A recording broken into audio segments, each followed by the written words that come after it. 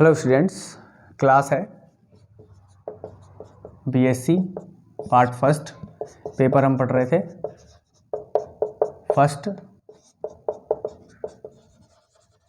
Discrete math यानी विविक्त गणित। और क्लास है आपकी 28। ठीक है। लास्ट क्लास में हमने एक क्वेश्चन किया, लास्ट क्लास में हमने बुलियन एक्सप्रेशन और यानी बुलियन व्यंजक और बुलियन फलन के बारे में पढ़ा था। और हमने कुछ परिभाषाएं पढ़ी थी, कैसे बुलियन व्यंजक होता है, कैसे बुलियन अलजेब्रा होती है। तो मैंने आपको क्या बताया था, बुलियन व्यंजक क्या होता है, दो तरीके से परिभाषित किया जा सकता है।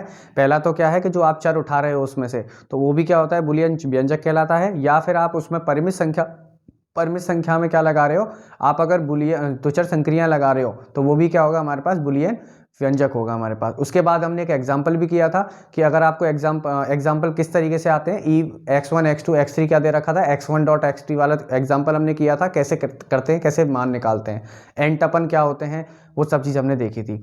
आज हम पढ़ेंगे, नई हेडिंग है हमारी, बुलियन व्यंजकों की तुलना।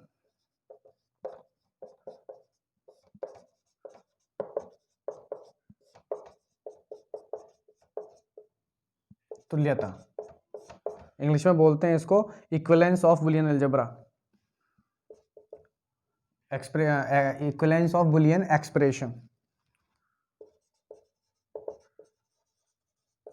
इक्विवेलेंस ऑफ बुलियन एक्सप्रेशन क्या होता है। देखो, बुलियन एक्सप्रेशन सबसे पहले परिभाषा लिखते हैं, n चरों वाले बुलियन व्यंजक, n चरों वाले बुलियन व्यंजक तुल्य कहलाते हैं, तुल्य कहलाते हैं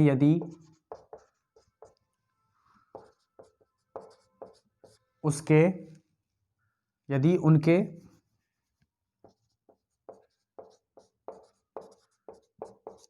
n चरों को प्रत्येक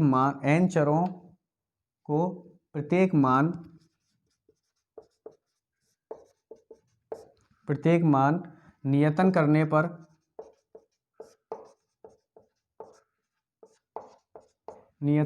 पर बुलियन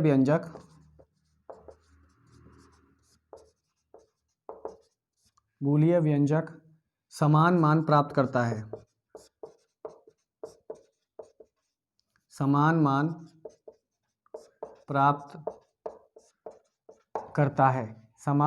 प्राप्त करता है। देखो इसको मैं इसको ऐसे समझाऊंगा, x1 x2 xn बराबर e2 x1 x2 xn।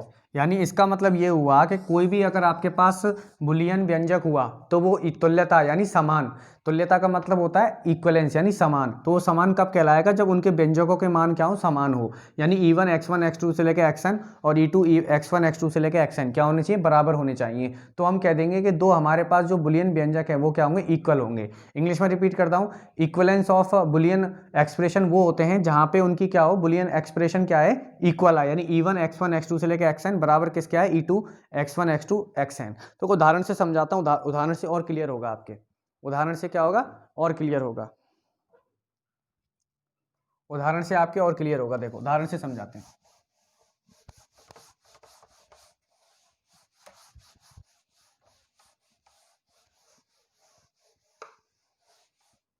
उदाहरण जैसे E1 x1 x2 x3 आपको दे रखा है, x1 plus x2 x1 dot x2 और x1 dot x3 dash. E1 तो ये दे रखा है और E2 दे रखा है आपको x1 dot x2 plus x3 dash. अब हम देखेंगे कि बराबर है नहीं, तो E1 तो ये है, E2 को मैं ऐसे लिख सकता हूँ, अगर मैं वन टन नियम लगा दूं, वन टन नियम लगाऊंगा यहाँ पे तो क्या हो जाएगा, x1 dot x2 plus x1 dot x3 dash. और ये क्या है हमारे पास, E1 x1 x2 x3। तो यहाँ से क्या निकल के आया, E2 बराबर क्या है, E1 है। तो ये जो दोनों हमारे पास क्या दे रखे हैं, बुलियन व्यंजक दे रखे हैं दोनों, वो क्या हो गए, बराबर हो गए। तो इसको हम बोलेंगे कि ये जो बुलियन व्यंजक हैं ये दोनों क्या हैं, तुल्यता बुलियन व्यंजक हैं। ये क्या है, तुल्यता बुलियन व्यंजक। ठीक है, तो इंग्लिश में रिपीट कर देता हूं कि आपको जैसे बुलियन एक्सप्रेशन दे रखा था, ये एक तो ये दे रखा था, एक ये दे रखा था। तो E2 को मैं क्या लिख सकता हूं, एक्स डिस्ट्रीब्यूटिव लॉ लगा के, x1 dot x2 plus x1 dot x3 dash. तो यहां से क्या आ जाएगा हमारे पास, और ये क्या चीज है हमारे पास, E1 है, E1 x2 x3, ये वही है, E1 है पूरी ये वाली। ठीक है, तो यहां से क्या हो गया, यहां से ये हो गया E2 x1 x2 x3 बराबर E1 x1 x2 x3। तो ये क्या हो जाएगा हमारे पास, इक्विवेलेंस ऑफ बुलियन एक्सप्रेशन। मैंने आपको बताया था कि कोई भी बुलियन एक्सप्रेशन को इक्विवेलेंस कब बोलेंगे, जब E1 और क्या हो जाए, E2 बराबर हो जाए। ठीक है, E3 भी होता तो वो भी बराबर ही होगा, यानी जितने भी होंगे बुलियन एक्सप्रेशन वो सारे क्या होंगे, बराबर होने चाहिए हमें, तभी हम कह देंगे वो क्या है, तो इक्विवेलेंस है। ठीक है, चलिए अब बात करते हैं बुलिय फलन। अब बात करते हैं बुलिय फलन। बुलिय फलन क्या होता है,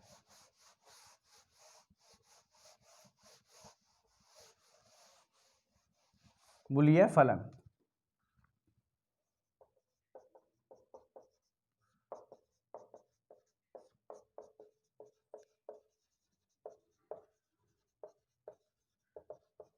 फंक्शन, बुलियन फंक्शन क्या होता है, देखो पहले परिभाषा लिखाएंगे। माना बुलिय बीजगणित,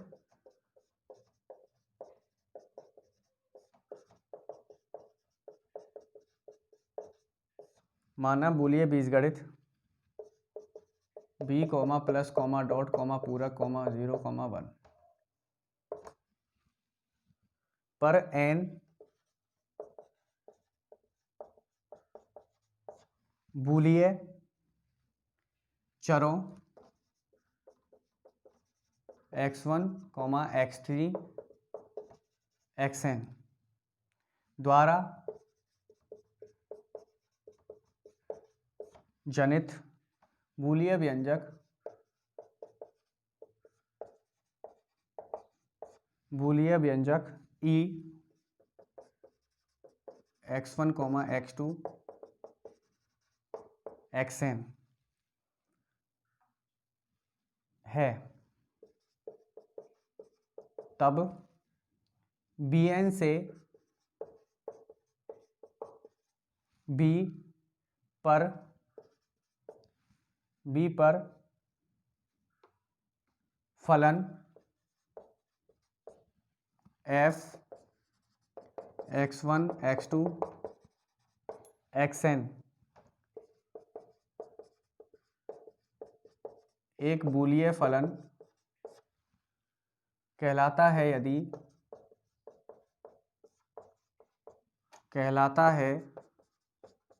यदि इसे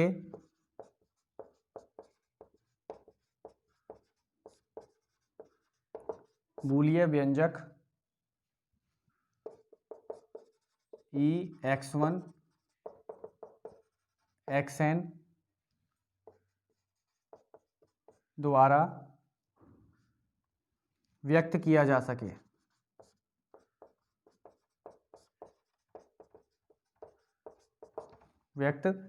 सके। यानी f x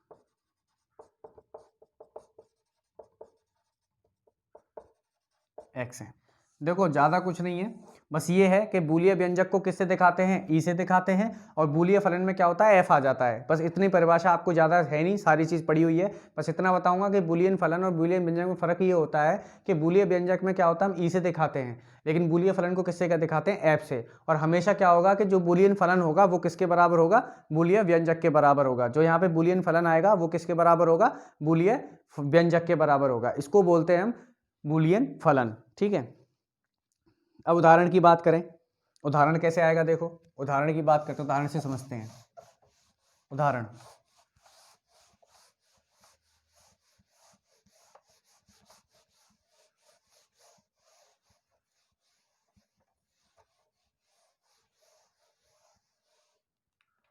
उदाहरण माना E1 x1 comma x3 is equals to x1 dot x2 plus x2 dot x3। Boolean बीजगणित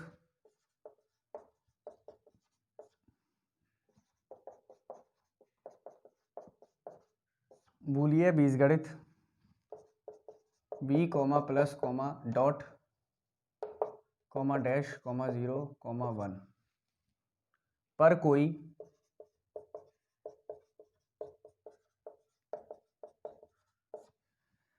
बूलियन व्यंजक है, बूलियन व्यंजक है, तब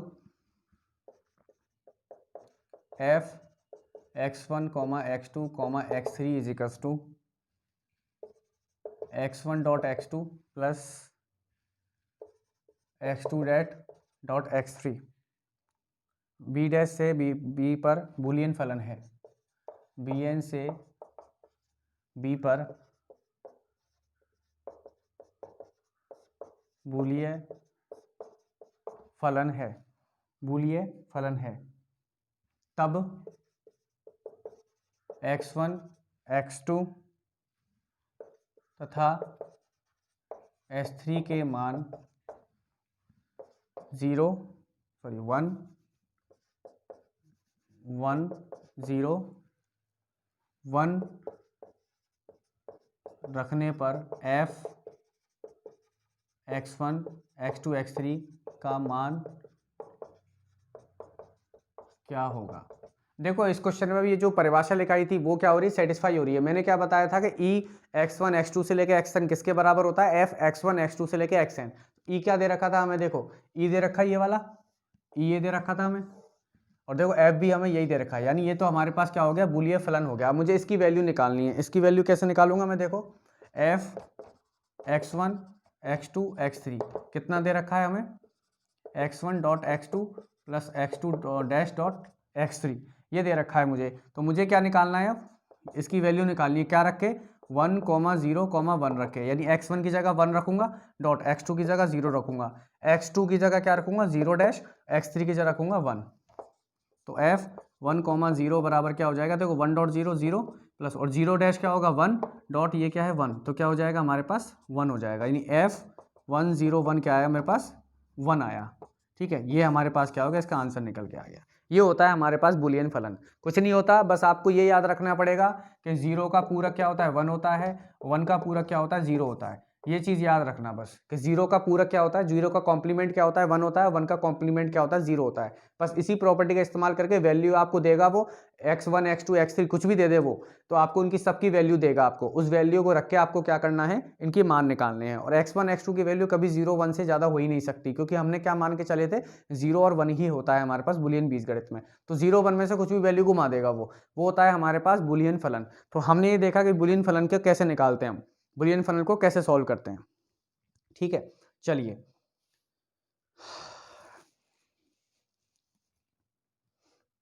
चलिए देखिए,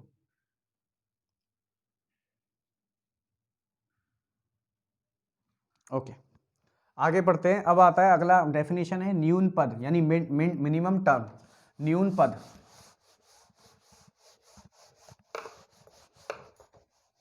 न्यून पद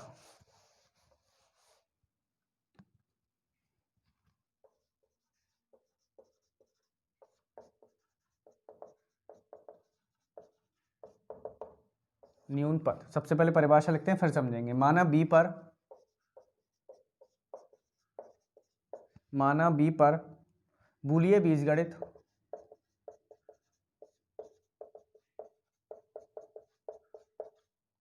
बूलियन बीजगणित है, तब बी पर एन टपल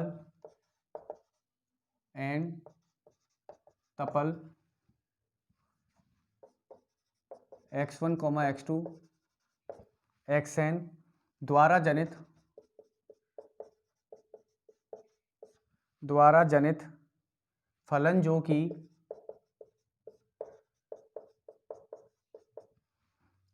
कि n भिन्न भिन्न अक्षरों x i स्टार के गुणन के रूप में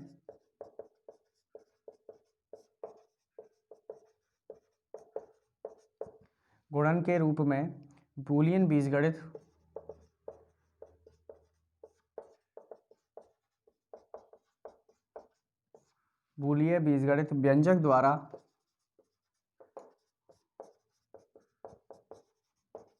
व्यक्त किया जाता है। ठीक है, चलिए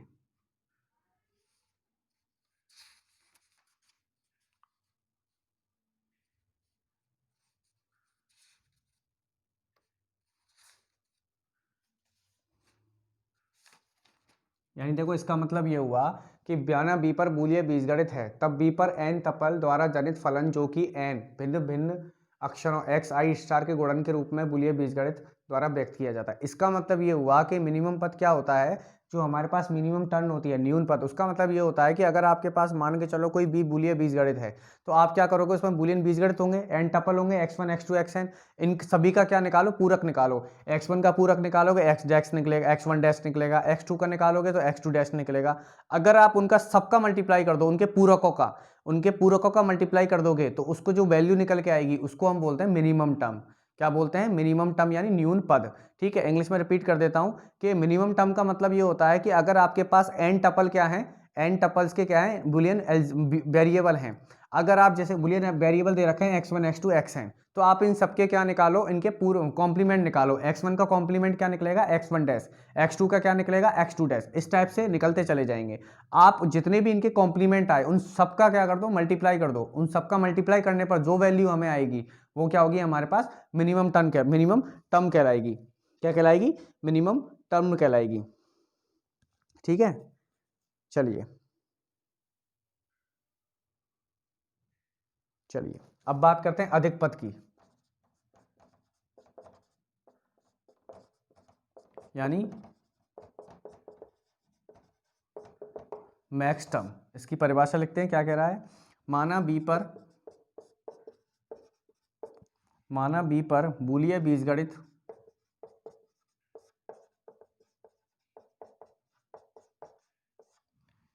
बीजगणित है, तब बी पर n टपल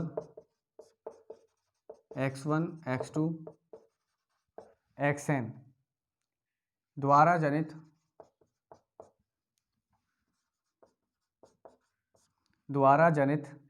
बूलिय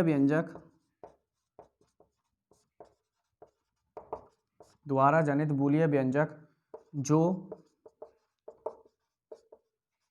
n भिन्न भिन्न अक्षरों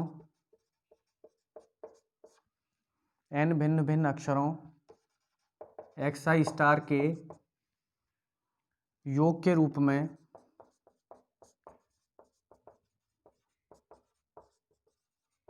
व्यक्त किया जाता है।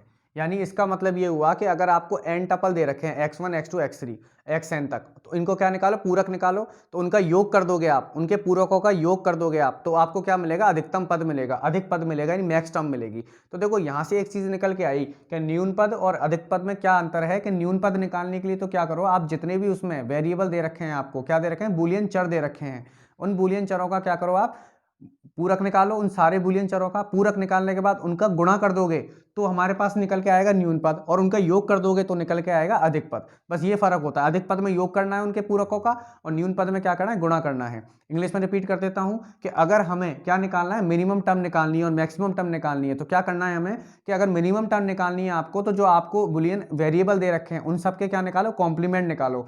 अगर उनके कॉम्प्लीमेंट को आप क्या कर दोगे, मल्टीप्लाई कर दोगे, उन सारे के कॉम्प्लीमेंट का क्या कर दोगे, मल्टीप्लाई कर दोगे, तो आपको मिनिमम टर्म मिल जाएगी। और अगर आप उनका एडिशन कर दोगे, सारे कॉम्प्लीमेंट की जो बुलियन वेरिएबल के आपने कॉम्प्लीमेंट निकाले उन सबका क्या कर दोगे आप, एडिशन कर दोगे, तो आपको क्या मिल जाएगा, हमारे पास मैक्सिमम टर्म मिल जाएगी। बस ये दोनों में क्या होता है, फर्क होता है। तो आपको समझ में आ गया होगा दोनों में फर्क क्या होता है। दोनों में फर्क होता है कि मिनिमम टर्म निकालने के लिए यानी न्यून पद निकालने के लिए तो उनके पूरकों का क्या करना पड़ता है, गुणा करना पड़ता है, यानी उनके कॉम्प्लीमेंट का क्या करना पड़ता है, मल्टीप्लाई करना पड़ता है। और अधिक पद निकालने के लिए, मैक्सिमम टर्म निकालने के लिए उनके पूरकों का क्या करना पड़ता है, योग करना पड़ता है, उनके कॉम्प्लीमेंट का एडिशन करना पड़ता है। उसको बोलते हैं अधिक पद, उसको बोलते हैं अधिक पद।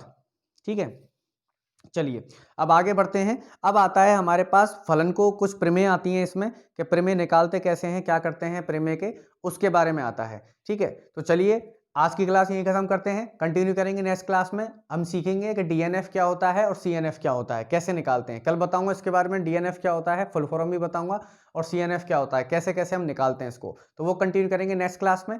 Thank you.